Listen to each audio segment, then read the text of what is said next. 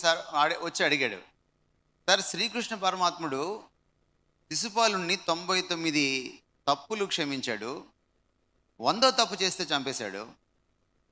యేసు ప్రభు ఏంటి సార్ ఎన్ని తప్పులైనా క్షమిస్తాడు, ఎందుకని అని అడిగాడు. ఒక హిందువు, లక్ష్మారెడ్డి అబ్బాయి పేరు. నేను అన్నాను, ఆయన ఎందుకు క్షమించలేకపోయాడంటే క్షమించడానికి అక్కడ పునాది లేదు.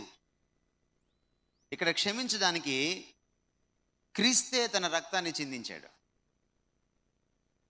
పరిమితమైన మానవుడు చేసినటువంటి పాపాలకు అపరిమితమైన దేవుడు వచ్చి తన ప్రాణాలను పెట్టాడు. కాబట్టి ఎంతటి తప్పైనా క్షమించగలడు, ఎన్నిసార్లైనా క్షమించగలడు, ఎంతమందినైనా క్షమించగలడు. అదే క్రీస్తుకి కృష్ణకి ఉన్న తేడా.